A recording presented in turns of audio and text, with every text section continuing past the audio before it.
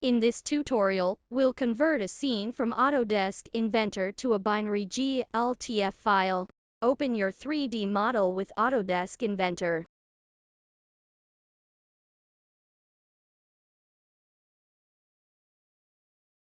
Export it into an OBJ file.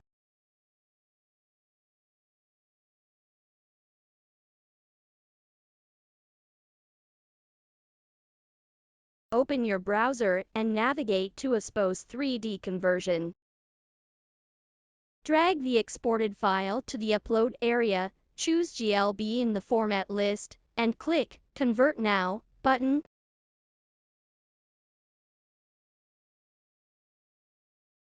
You can download it immediately when it's converted.